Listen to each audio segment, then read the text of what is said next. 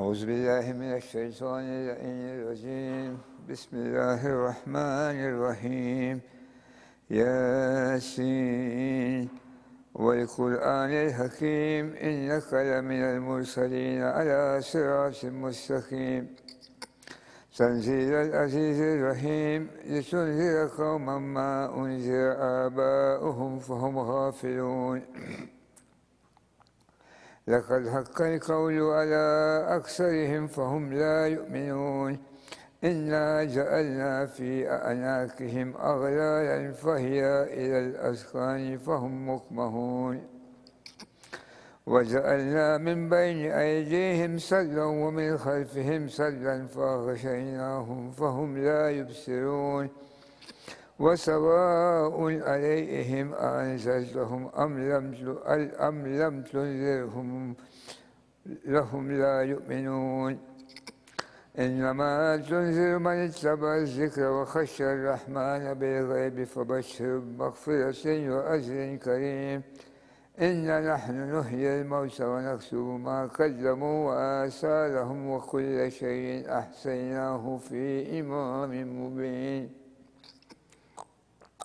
واضرب لهم مثل أصحاب القرية إذ جاءها المرسلون إذ أرسلنا إليهم اثنين فكذبوهما فعززنا بثالث فقالوا إنا إليكم مرسلون قالوا ما أنتم إلا بشر مثلنا وما أنزل الرحمن من شيء إن أنتم إلا تكذبون قالوا ربنا يعلم إنا إليكم لمرسلون وما علينا إلا البلاغ المبين قالوا إنا تسيرنا بكم لئن لم تنتهوا لنرجمنكم وليمسنكم منا عذاب أليم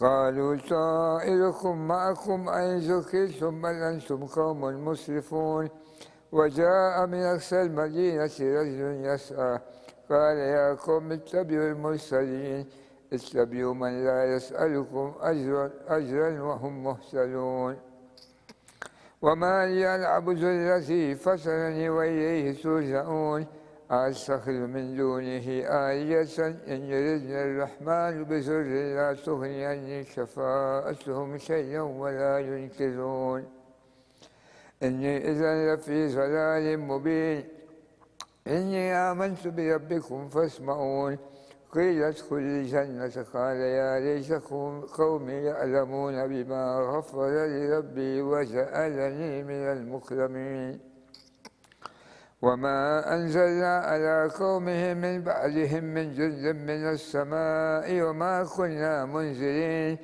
إن كانت إلا صيحة واحدة فإذا هم خامدون يا حسرة على العباد ما يأتيهم من رسول إلا كانوا به يستهزئون ألم يروا كم أهلكنا قبلهم من القرون أنهم إليهم لا يرجعون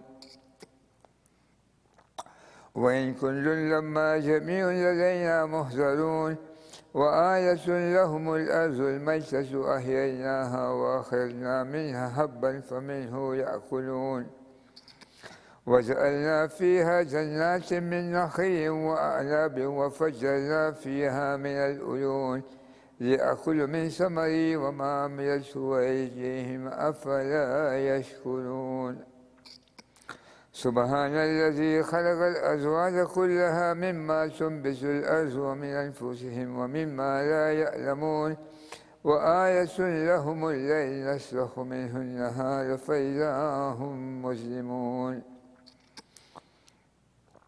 والشمس تجري مسخر لها ذلك تقدير العزيز العليم والقمر قدرناه منازل حتى عاد كالأرجون القديم لا الشمس ينبغي لها أن تدرك القمر ولا الليل سابق النهار وكل في فلك يسبحون وآية لهم أنا حملنا ذريتهم في الفلك المشحون وخلقنا لهم من مثله ما يركبون وإن نشأ نغرقهم فلا صريخ لهم ولا هم ينقذون إلا رحمة منا ومتاعا إلى حين وإذا قيل لهم اتقوا ما بين أيديكم وما خلفكم لعلكم ترحمون وما تأتيهم من آية من آيات ربهم إلا كانوا عنها معرضين وإذا قيل لهم أنفقوا مما رزقكم الله قال الذين كفروا للذين آمنوا أن يطعموا من لو يشاء الله أطعمه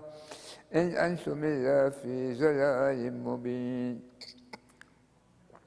ويقولون متى هذا الوعد إن كنتم صادقين ما ينظرون إلا صيحة واحدة تأخذهم وهم يخصمون فلا يستطيعون توصية ولا إلى أهلهم يرجعون ونفخ في الصور فإذا هم من الأجداث إلى ربهم ينسلون قالوا يا ويلنا من بعثنا من مرقدنا هذا ما وعد الرحمن وصدق المرسلون إن كانت إلا صيحة واحدة فإذا هم جميع لدينا محضرون فاليوم لا تظلم نفس شيئا ولا تجزون إلا ما كنتم تعملون إن أصحاب الجنة اليوم في شغل فاكهون هم وأزواجهم في ظلال على الأرائك متكئون لهم فيها فاكهة ولهم ما يدعون سلام قولا من رب رحيم وامتازوا اليوم أيها المجرمون ألم أعهد إليكم يا بني آدم أن لا تعبدوا الشيطان إنه لكم عدو مبين وأن اعبدوني هذا صراط مستقيم ولقد أضل منكم جبلا كثيرا أفلم تكونوا تعقلون هذه جهنم التي كنتم توعدون اصلوها اليوم بما كنتم تكفرون اليوم نختم على أفواههم وتكلمنا أيديهم وتشهد أرجلهم بما كانوا يكسبون ولو نشاء لطمسنا على أعينهم فاستبقوا الصراط فأنى يبصرون ولو نشاء لمسخناهم على مكانتهم فما استطاعوا مضيا ولا يرجعون ومن يؤمره نكس في الخلق أفلا يأكلون وما علمناه الشعر وما ينبغي له إن هو إلا ذكر وقرآن مبين لينذر من كان حيا ويهك القول على الكافرين أولم يروا أنا خلقنا لهم مما عملت أيدينا أنعاما فهم لها مالكون وذللناها لهم فمنها ركوبهم ومنها يأكلون ولهم فيها منافع ومشارب أفلا يشكرون واتخذوا من دون الله آلهة لعلهم ينصرون لا يستطيعون نصرهم وهم لهم جند محضرون فلا يحزنك قولهم إنا نعلم ما يسرون وما يعلنون أولم يروا الإنسان أنا خلقناه من نطفة فإذا هو خصيم مبين وضرب لنا مثلا ونسي خلقه قال من يحيي العظام وهي رميم قل يحييها الذي أنشاها أول مرة وهو بكل خلق عليم الذي جعل لكم من الشجر الأخضر نارا فإذا أنتم منه توقدون أوليس الذي خلق السماوات والأرض بقادر على أن يخلق مثلهم بلى وهو الخلاق العليم إنما أمره إذا أراد شيئا أن يقول له كن فيكون فسبحان الذي بيده ملكوت كل شيء وإليه ترجعون آمنا بالله صدق الله العلي العظيم اللهم صل على محمد وعلى سورة مباركة الفاتحة.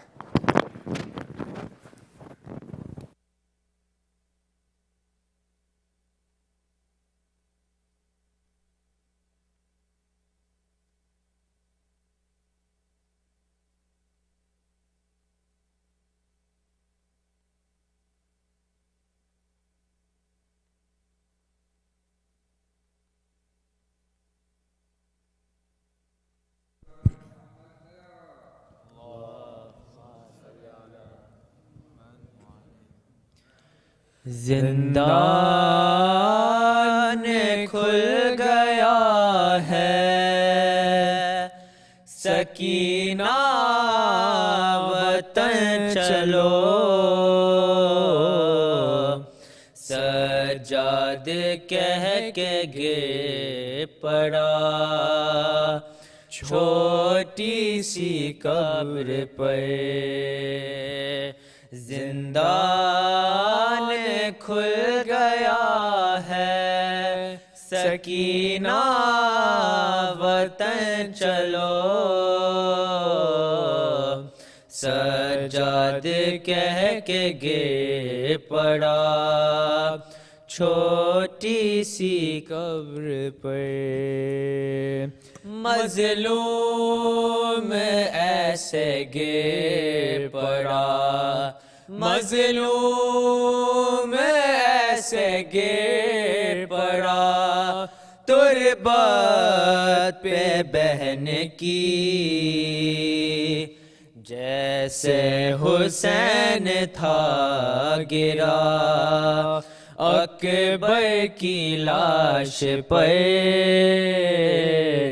زندان کھل گیا ہے، سکینہ وطن چلو،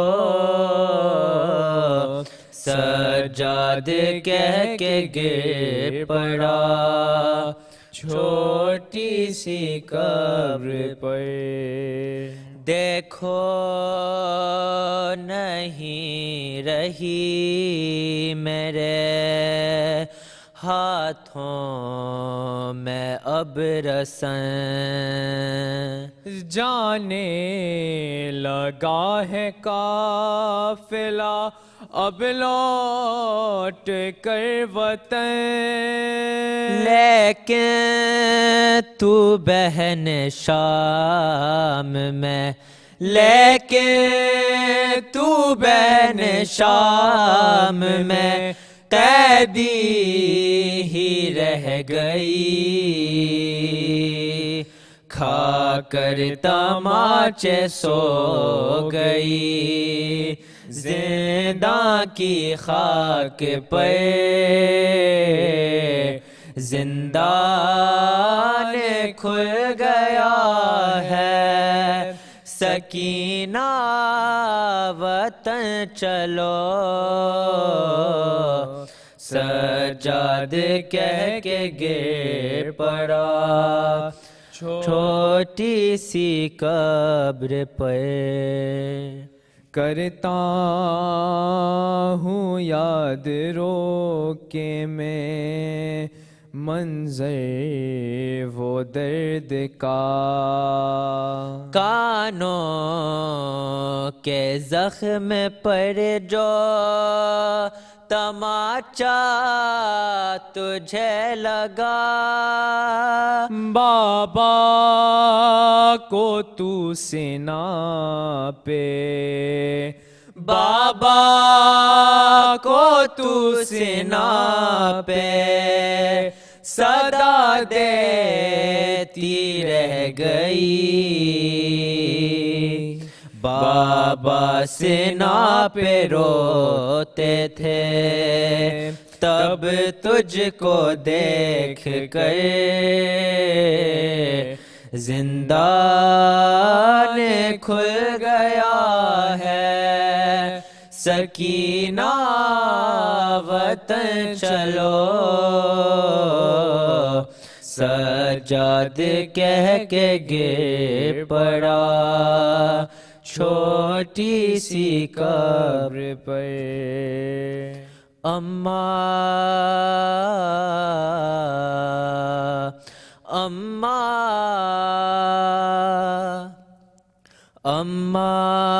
کی طرح تجھ کو نہ مل پائی تھی ردا، بابا کی طرح تجھ کو کفن بھی نہ مل سکا، پھتر بھی کھائے شام میں पत्थर भी खाए शाम में तूने मेरी तरह,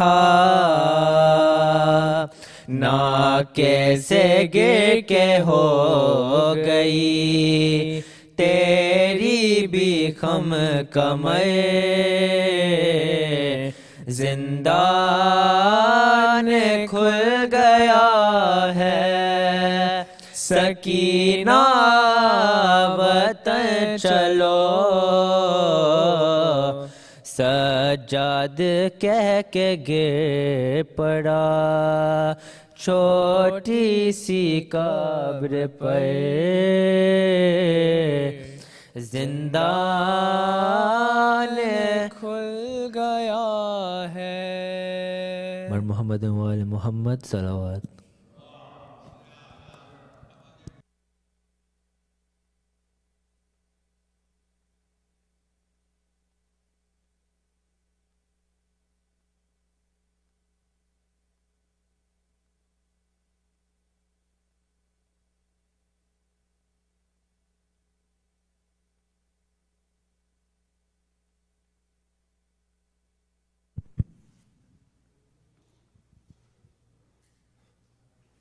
أعوذ بالله من الشيطان الرجيم. بسم الله الرحمن الرحيم. Dr. Sayyid Shabbir Kirmani, respected elders, brothers and sisters, Assalamu alaikum wa rahmatullahi wa barakatuh. So Wafat is requested for the Salah Sawab of the marhumin listed on the screen and for all marhumin. Al-Fatiha.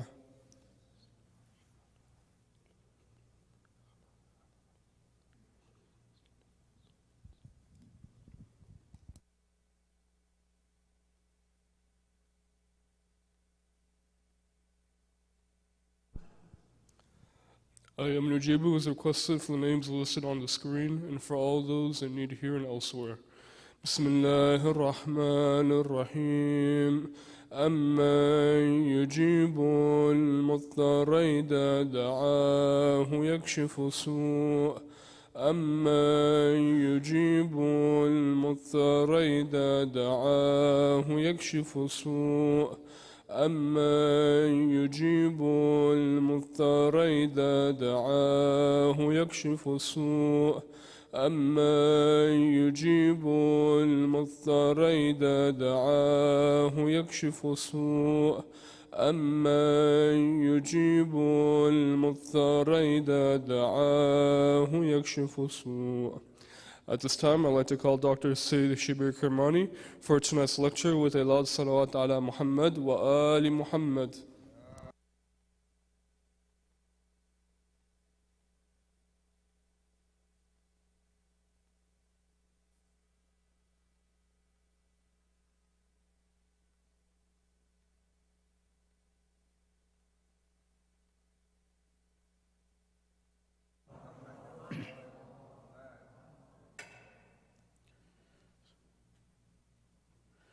أعوذ بالله من الشيطان اللعين الرجيم. بسم الله الرحمن الرحيم. فوضوا أمري إلى الله إن الله بصير بالعباد ولا حول ولا قوة إلا بالله العلي العظيم. حسبنا الله ونعم الوكيل ونعم المولى ونعم النصير. والصلاة والسلام والتحية والإكرام على الرسول المسدد المصطفى الأمجد المحمود الأحمد الذي سمي في السماء بأحمد وفي الأرض بأبي القاسم محمد. اللهم صل.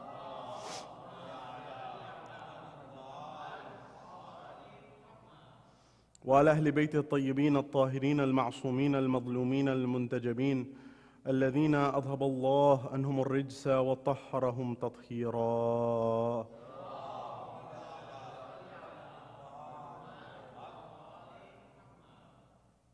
وقل رب اشرح لي صدري ويسر لي أمري واحلل عقدة من لساني يفقه قولي. أما بعد، قال الله تبارك وتعالى في كتاب الكريم: بسم الله الرحمن الرحيم. هل جزاء الإحسان إلا الإحسان. صدق الله العلي العظيم. صلوا على محمد وآل محمد. اللهم صل على محمد. My respected elders, brothers and sisters in Islam and Iman, here or across the globe, wherever you may be hearing my voice, Salamun alaykum jami'an wa rahmatullahi wa barakatuh. Question: what is faith? When we come to the conversation that we're embarking on tonight and commemorating the wafat of Hazrat Abu Talib, it's important to keep a few things in mind when we discuss this personality and look at and understand what lessons we can learn from his life that we can implement in our own, and also that inspire us to be people of faith and belief. To understand this, I want to look at a few things with you tonight very briefly. Number one, why is this conversation important? Why is this commemoration important? Why are any of the commemorations of the personalities that we commemorate important? Number one. Number two, what does the Quran say about this conversation, and what's the Quranic basis of a conversation as such, and what does it tell us about this? The third element is actually the life of the Prophet and what lessons we learn from the life of Abu Talib as it relates to the life of the Prophet and the story of Islam at large. And the final element being, how did Abu Talib live his life in a way where he embodied being the protective shield of Rasulullah, as well as the embodiment of faith and iman throughout his time on this earth. These are some of the things that we'll highlight, inshallah, tonight, wherever you are here or across the globe. Sanda salawat ala Muhammad wa ali Muhammad. Allahumma salli ala Muhammad. At the first level, one question that emerges, and this is not just about Hazrat Abu Talib, but this is also about other personalities, that someone may say that, you know, the Quran, I pick up the Quran, I read the Quran, it talks about Tawheed, it talks about Allah subhanahu wa ta'ala, and these personalities, why are we commemorating these personalities? Okay, and then someone may take it further, which we should have the tolerance to listen to questions. Just because someone asks a question doesn't mean that they're a bad person, for example. And so the question I'm spreading the question out even more and saying, well, okay, let's commemorate the Prophet, let's commemorate even the Imams, now you're commemorating Abu Talib and the likes. And I had this question perhaps even growing up, and many people had this question. And one answer that came to me, that I came across, that I wanted to share with you, is the understanding that, for example, Dr. Sayyid Hussein Nasr has mentioned. And he says that, for example, he's giving a talk on the birth of, around the time of the birth of Amir al-Mu'mineen. And he says there's one Amir al-Mu'mineen that we hear about, that we talk about, Imam Ali, that we discuss, right? And there's one aspect of him in poetry throughout times, the stories of Khandaq and Khaybar and all that. And these are very important. But he said there's another Ali, and I'm paraphrasing what his essence was. He said, but there's also a spiritual Ali. There's a Ali that lives within all of us. There's an Ali in the concept, in the sense of the akhlaq of Ali alayhi salam, the adab of Ali alayhi salam, the same way Rasulullah's adab, Rasulullah's akhlaq. There is a concept of understanding a personality in terms of how tall they were, how long they were, how short they were, their skin color, all of these. But there's also the embodiment of it. As an example, if you go to the history of our world, 500 years ago, 700 years ago, 1,000 years ago, typically the way that problems were solved by states or kingdoms was war, battles. Sometimes religions went to battles, the Protestants and the Catholics and different domains. Still, much has not changed, but we still have less war than we used to have historically, they say. That's what they say. And so the point being here is then came an era in the history of the West that's called, for example, the scientific revolution. Now, whether the scientific revolution in the West was influenced by the Islamic views of the scientific revolution and the hypothesis testing, that's a conversation for another day. But let's stay with this. There's the scientific revolution, then there comes a moment in time where you have the Renaissance, then you have like a sort of a return and a reliving and a re-emergence of thoughts, and then you have the Enlightenment. And eventually the West says they went from fighting battles on the battlefield to fighting battles in the debate halls. And so you had now the Oxford Union debates and you had other debates, and they said now we're not going to kill people, we're going to kill ideas. So the ones who are able to debate and win in their debates are the ones who are able to come out superior. Capitalism versus socialism, ideas clash, whoever gets the win stays in power, things of this nature. Similarly, when we talk about Abu Talib or Amir al-Mu'mineen or the Ahlul Bayt, one way to think about it is it may be hero worship and we're just looking at a personality. Another way to understand it is this is a war of ideas. This is a battle of ideas. This is a concept of ideas. And I'm saying at a moment that if people say that Abu Talib was not a Muslim, let's take that for example. I don't even want to get into that discussion, but what we're arguing here is that someone can show through their character their faith. It's not necessary for someone to say with their lips that they are a believer. Whereas there may be certain people in the world that say, no, it doesn't matter what your character is, you can hurt innocent people, even if the Quran says, if you kill one innocent person, it's as if you've killed all of humanity. You can violate that, but as long as you said, La ilaha illallah Muhammad Rasulullah, you're fine. That's one concept. As believers, we don't necessarily adhere to that. And when we talk about Abu Talib, one form of this discussion and its importance is to say that if someone is a believer, it is not necessarily needed for them to say La ilaha illallah Muhammad Rasulullah with their tongue and you hear it. Why is that important? Because there's concept of taqiyya as well. Which brings me to the second aspect. So the first aspect, why is this important? Why are any of the imams important? It's not just one dimension of it is to look at it as these are personalities, human beings that we're looking at. Another is the spiritual embodiment. And this is perhaps what the spiritual mystics, the poets, and throughout times, they talked about. When Rumi was talking about it, Hafiz was talking about Iqbal, and others were talking about Imam Ali, it was that spirit that he revived. For example, when Rumi says, Az Ali amuz ikhlas amal, he's saying that Ali restrained himself in battle to the point that he didn't let the enemies spitting on his face affect his spirituality and his control and his niyyah of why he's doing what he's doing. He had that control. And so he says, what do you have in yourself? What do I have within myself? Or when Imam Ali is saying, what universe is within you? Dawa'uka minka wa ma tabsar, wa da'uka fika wa ma tash'ur. That the cure is within you and the disease is within you.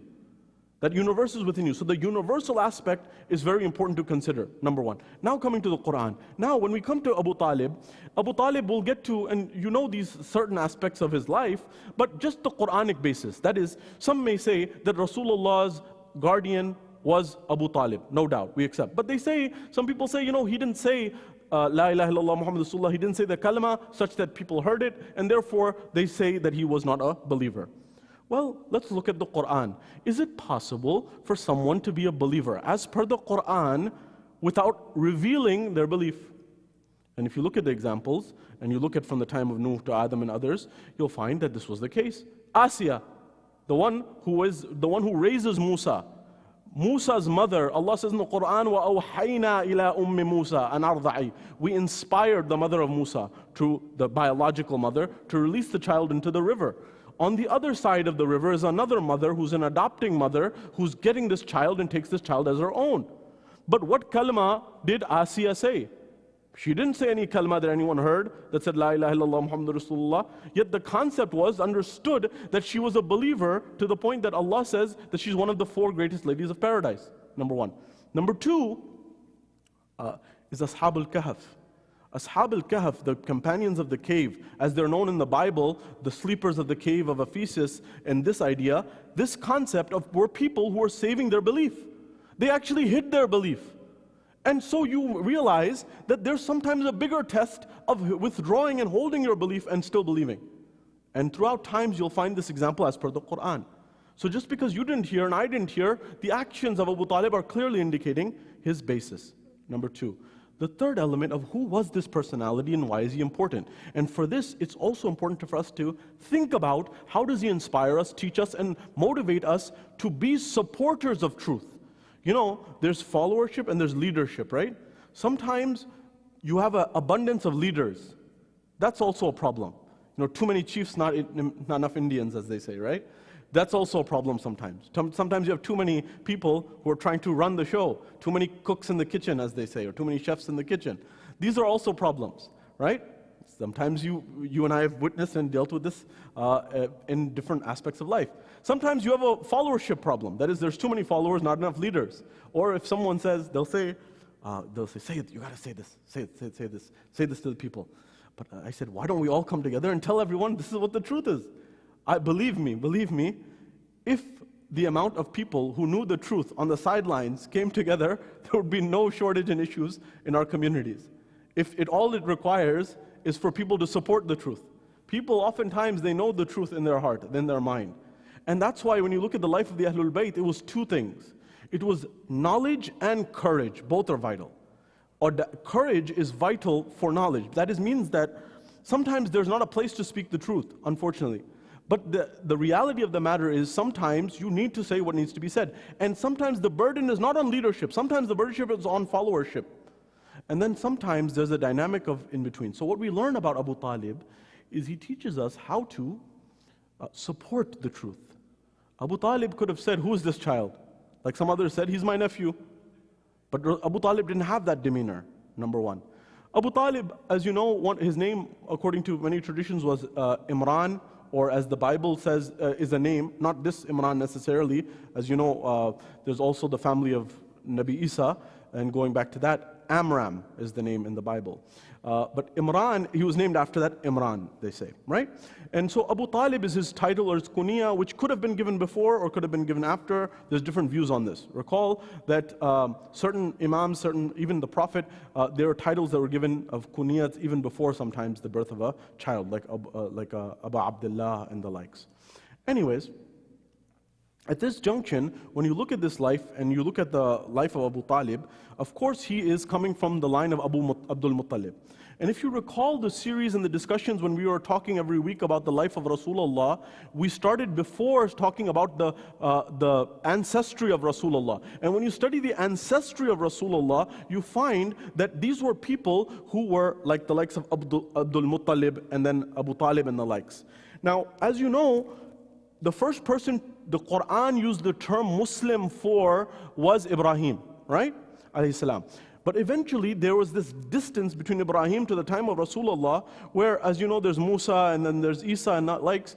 And then there was three categories of people in Mecca. There were idol worshippers, for example. There were people who became Muslim, or the early Muslims. There were also people who were Christians and Jews, I should say. There was multiple categories, if you recall. So there was Ahlul Kitab, the Christians, the Jews. There were the pagans also. But there was another category, if you recall, they were called the Hunafa.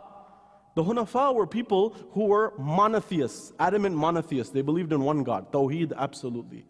And if nothing else, you find that the likes of Abu Talib and Abdul Muttalib may have been in those categories of Hunafa at a bare minimum, but beyond that, their belief may have been in hiding because the time may not have been there. The next element of the life of Abu Talib that we talk about and we understand is sometimes you understand someone's value after they leave. You know, sometimes you have someone in your life, you don't understand their value while they're alive. But once they're gone, you realize how valuable they were. Abu Talib may be one of those people who, during his life, there's no doubt about his value and how much he did for Rasulullah and Islam, but the value became even more known after he died, which is what Rasulullah said, that the Quraysh never troubled me the way they troubled me after Abu Talib died.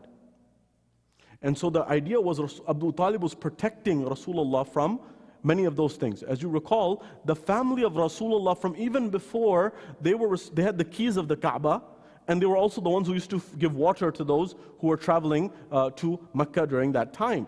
So Abu Talib is the one whose brother is Abdullah, as you know. Abdullah, of course, was the father of Rasulullah, and they were, both of these siblings were sons of the same mother, as you know. Anyways, we talked about this all in the discussions on Rasulullah. I don't want to burden you much. The takeaway and take-home message is Abu Talib was the one who used to make sure that when it came to this individual, after Abdul Muttalib's care, when Rasulullah, the Prophet, at a young age comes into the care of Abu Talib, when the threats came and the push came to shove and people became very aggressive towards Rasulullah and his life was on the line, this was the same Abu Talib who was moving his children in the beds and swapping them with the bed of Muhammad. Why? To protect his life. So you find that this concept of sacrifice was embodied within Abu Talib, which eventually seeped into his children. When you recall that Imam Ali was willing to sleep in the night of Hijrat in the bed of Rasulullah. That is, he had been acclimated to that by Abu Talib. This concept of self-sacrifice, number one. Number two, when it comes to Abu Talib, another dimension is his poetry. Diwan of Abu Talib indicates his belief. A third aspect of the life of Abu Talib that you and I should consider is a simple question. You know, sometimes for certain things you don't need to have heavy philosophy. Some basic things can answer your question. And that is this. When it comes to the Iman of Abu Talib, in fact, for the Shia and the followers of Ahlul Bayt, it's actually offensive to talk about the Iman of Abu Talib. There's no doubt about the Iman of Abu Talib. Some people, we sometimes as Shias, we have spent so long, and again, I am a big proponent of Shia Sunni unity, but recall, the dynamics are very clear. Minority dynamics, if I dilute my whole belief system to appease you as the majority, there'll be nothing left of my belief system. So I need to speak frankly about certain things, because otherwise people may say, oh, Shiaism was just a political movement, it had no religious basis. So when we commemorate these personalities, another part of it is saying, well, why does this belief system come about and where did it come about? And when you come to the life of Abu Talib, you notice that it's a very simple question.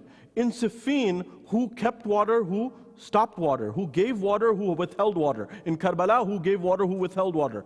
I'll ask a simple question to the pages of history, and history can answer me on this. When there was a moment in time where there was a boycott on the early Muslims, and they had to go to a place called Shabbir Abi Talib, that is the valley of Abu Talib.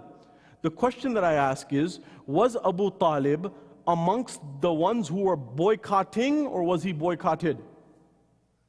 Whatever you answer that question, you can figure out what side Abu Talib was on. Because the people who were against Islam were the people who were boycotting. And the people who were in that valley of Abu Talib are the ones who are supporting. That action indicates to you what your belief system is. Today, if you look at the political environment, you can talk a lot and you can say a lot on the political environment. But actions speak louder than words on the political front.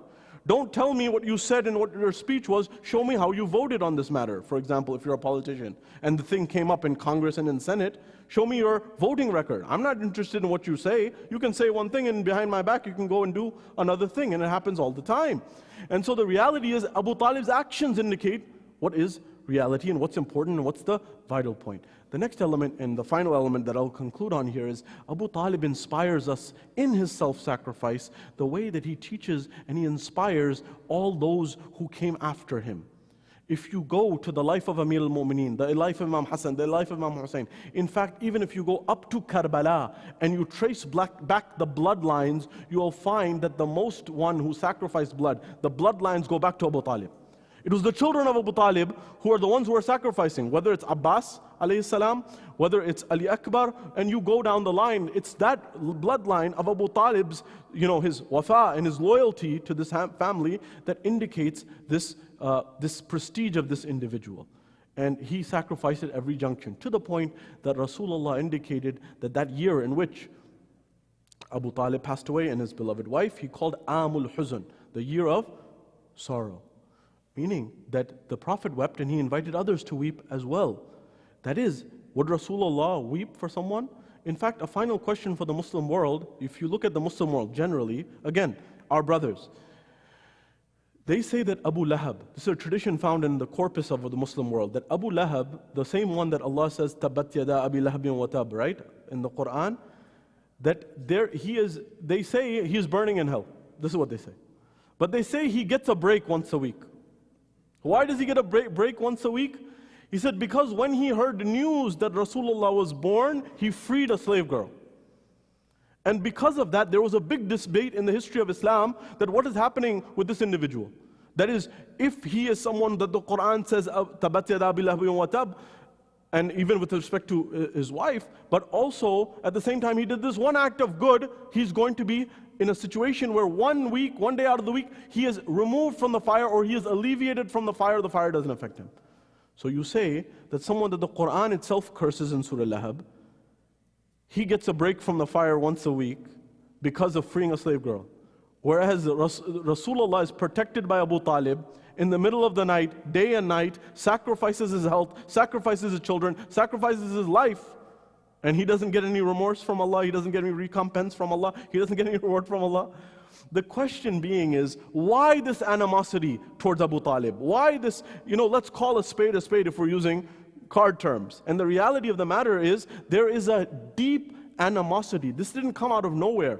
There were people, and there still are people in our world, who have a deep animosity towards members of the Ahlul Bayt, certain members of the Ahlul Bayt, and especially Imam Ali. And this started with the Umayyads. For 90 years they cursed Ali ibn Abi Talib. And so I'm concluding here, what was the crime of Abu Talib? The poet encapsulates it in 2 lines. He says, Bas is khata pe tujhe is jahan ne choda hai. Oh Abu Talib, why did this world leave you? Why does this world have a problem with you? Who helped Rasulullah, who assisted Rasulullah in the difficult of times, who gave his life, who was called Sheikh Batha, all of these titles, all of this respect, all of this prestige, and the world says he's not a believer. The poet says, Bas is khata pe tujhe is jahan ne choda hai, Abu Talib. Bas is khata pe tujhe is jahan ne choda hai, ke tere lal ne inke buton ko toda hai. The only reason that this world has left you, Abu Talib, is because your son, Ali ibn Abi Talib, destroyed their idols. He destroyed the physical idols, he destroyed the metaphorical idols. He destroyed the idols that were, when he stood on Rasulullah's shoulders, he destroyed them, but he also destroyed their idols of their bigotry, of their racism, of their discrimination, of their caste systems, of their, you go down the line, that they felt, and you saw this as soon as Rasulullah left, those things seeped right back into Islam, especially during the time of the 2nd and the 3rd Khalifa. A historical fact. That is, during the time of the 2nd and 3rd Khalifa, nepotism came back into the Arab world. During the time of the 2nd Khalifa and the 3rd Khalifa, certain people used to get more from the Baytul Mal. Why? Because they were part of certain families. After Rasulullah left, the likes of Walid, who Rasulullah cursed during his life, he comes back. When he's been banished, he's allowed to come back. Now, when I tell a historical fact, please don't say that I'm being divisive. I'm saying these things because my child, my children, my next generation needs to know what happened. Otherwise, what ends up happening is they say, oh, Shias, they're just a political movement that emerged out of nowhere. And then people get confused. And so the principle of this is to understand that sometimes this animosity runs deep to the point that they will take it to whatever level. Nonetheless, tonight, being the night where we commemorate Abu Talib, perhaps it's a moment for us to take our heart to the land of Abu Talib. When Rasulullah is in Shabbir Abi Talib, they are sacrificing to the greatest extents, to the point that they say that they would eat the remnants of leaves at times, sometimes the remaining residue on the seeds of dates to survive. This Abu Talib gave everything for Islam, to preserve it, to protect it, and to ensure that it thrived. And it is because him and people like him in particular, they watered Islam and nurtured the plant of Islam in the early days. And we are indebted to this individual to perhaps call ourselves Muslim today. That is, Hal jaza'ul ihsani illa al-ihsan, as the Quran says, that what is the recompense of excellence except excellence? And indeed Allah will do excellent with Abu Talib. They say that when Abu Talib left this world, Rasulullah, he wept and he said, this is my father. As if he was saying, indeed, he raised him like his own child. And he was deeply, deeply sorrowful when this Abu Talib, the uncle of Rasulullah, passed away. Ajrukum ala Allah. But Abu Talib, his sacrifice doesn't end with his own life. In fact, you find that his sacrifice continued in the sacrifices that Rasulullah had to face afterwards. That is, this heart, the piece of the heart of Abu Talib is also Rasulullah. This piece of the heart of Rasulullah, of Abu Talib, is also Ali ibn Abi Talib. So when Rasulullah is getting pelted at Ta'if, this is part of the sacrifice of Abu Talib. When it comes to Ali ibn Abi Talib being hurt and harmed and being the victim of slander, this is also hurting, and this is part of the sacrifice of Abu Talib. Or when you see that Abu Talib is the one who used to give water to those people who used to come to Mecca. I ask the final question, that this was Abu Talib who used to give. There used to be a moment, they say, that in the 21st of Ramadan, or between the 19th and the 21st of Ramadan, that there was a moment when the orphans of Kufa, they heard that Ali ibn Abi Talib, the only one who would look after them in the middle of the night, was struck, and blood and poison had mixed into his body. They came forward and they asked the doctor, is there anything that can be done? They say that the physicians, they said that at this junction there is only dua that can help. Dawa, we don't have anything that can assist. They said perhaps something can delay. They said if you want to delay, perhaps if you give him some milk, this can help delay the process and the onset of the effect of the poison. They say this news reached the ears of the orphans orphans of Kufa. They took their little cups and they went to the doors of the people of Kufa, knocking left, right, and center, saying, "Oh Ahle Kufa, we are the orphans of Kufa. We are the aitam of Kufa. We don't have anyone to look after us. There's one individual who would look after us. He was our father, and he's between life and death. His name is Ali ibn Abi Talib. If you can, do something for us. Get us some milk so we can go and give it to our father, Ali ibn Abi Talib, because he is between life and death." They say whatever they were able to get, they got. They got to the door of Amir al-Mu'mineen. They knocked on the door. The companions asked, "Who is at the door at this hour?" They called out and cried out. They said, "We are the orphans of Kufa. Let us in, for we have brought milk for our father." Abu Turab, Ali ibn Abi Talib, azadaro do jumle, ye aitam Kufa the, magar main tarikh se ek sawal karunga. Ye jo aitam Kufa the, inko doodh mila, ye imam تک پہنچا دیے, مگر آئیے کربلا میں یہی آل ابو طالب ہیں. ایک سکینہ یہاں سے وہاں آپ تلاش کر رہی ہے. کوئی گوشوارے چھینتا ہے, کوئی منہ پہ تماچے مارتا.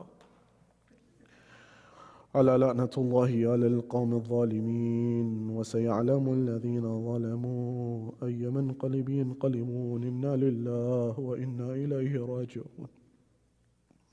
صلى الله عليك يا رسول الله, صلى الله عليك يا أمير المؤمنين, صلى الله عليك يا فاطمة الزهراء سيدة النساء العالمين, صلى الله عليك يا حسن المجتبى.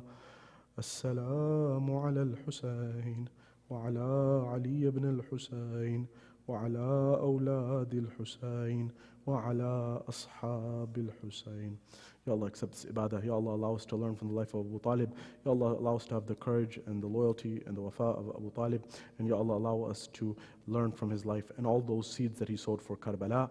And Ya Allah, hasten the reappearance of the Imam of our time and allow us to be amongst his companions when he returns. A final request to please recite Surah Al-Fatiha for your marhameen, for our marhameen, for all those who do not have someone to recite Al-Fatiha for them in this night. Surah Al-Mubarak Al-Fatiha ma'as salawat. Bismillah.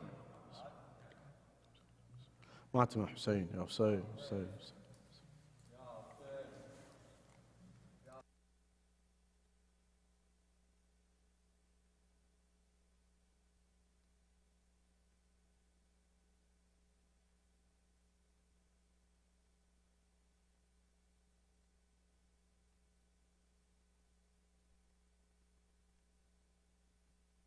یا حسین یا حسین. کچھ بھی نہ بچایا اپنے لیے امت کے بچانے والے نے. کچھ بھی نہ بچایا اپنے لیے امت کے بچانے والے نے. سجدے میں جھکا دی پیشانی سر اپنا کٹانے والے نے. کچھ بھی نہ بچایا اپنے لیے امت کے بچانے والے نے. سجدے میں جھکا دی پیشانی سر اپنا کٹانے والے نے. تقدیر کی ٹھوکر بھی کھائی گھر اپنا لوٹانے والے نے. کیا صبر کیا کیا شکر کیا اکبر کو اٹھانے والے نے. نہ بچایا اپنے لیے امت کے بچانے والے نے. سجدے میں جھکا دی پیشانی سر اپنا کٹانے والے نے.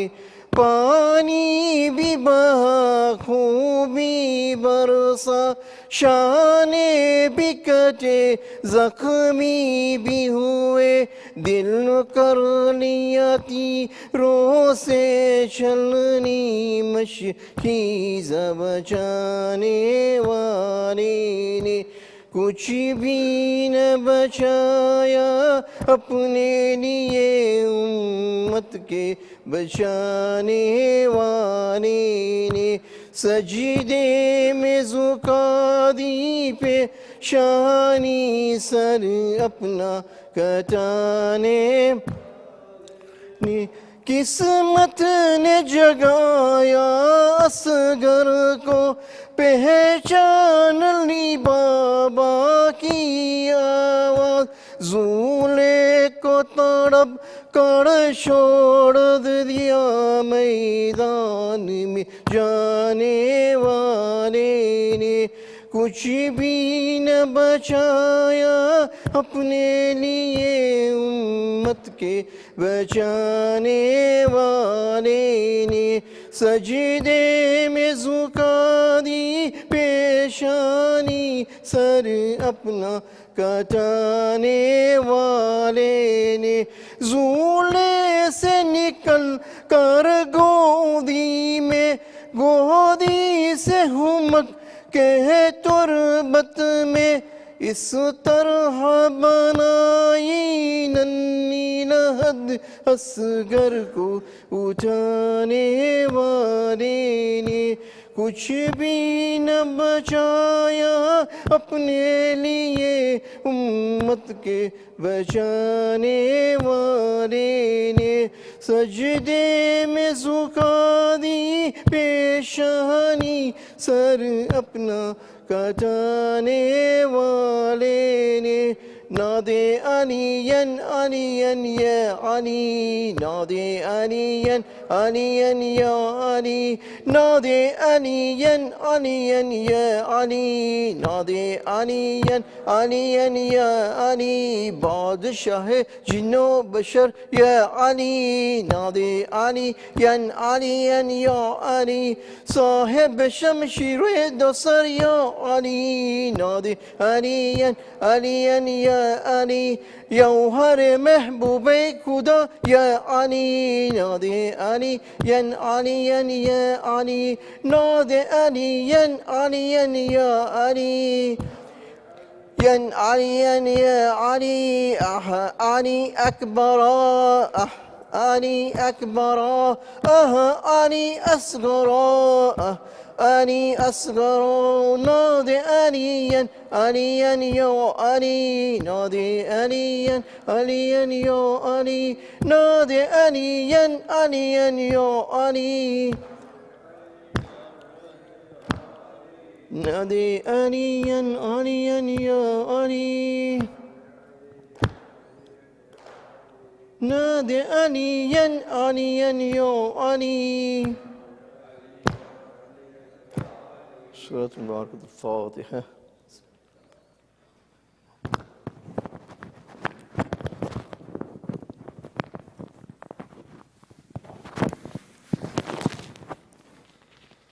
السلام عليك يا رسول الله، السلام عليك يا أمير المؤمنين، السلام عليك يا فاطمة الزهراء سيدة النساء العالمين، السلام عليك يا حسن المجتبى، السلام عليك يا أبا عبد الله، وعلى الأرواح التي حلت بفنائك، عليك من السلام الله أبدا ما بقيت وبقي ليل والنهار، ولا جعله الله آخر الأهد مني لزيارتكم. السلام على الحسين وعلى علي بن الحسين وعلى أولاد الحسين وعلى أصحاب الحسين وعلى أخيك العباس أختك زينب وبنتك سكينة جميعا ورحمة الله وبركاته. السلام عليك يا أئمة المسلمين علي بن الحسين ومحمد بن علي وجعفر بن محمد وموسى بن جعفر وعلي بن موسى ومحمد بن علي وعلي بن محمد والحسن بن علي علي جميعا ورحمة الله وبركاته. السلام عليك يا صاحب الأصل والزمان سيدي الأمان الأمان الأمان. السلام عليك يا خليفة الرحمن. السلام عليك يا شريك القرآن. السلام عليك يا كعبة الإيمان. السلام عليك يا إمام الإنس والجان. عجل الله فرجك وسهل الله مخرجك وظهورك ورحمة الله وبركاته. بسم الله الرحمن الرحيم.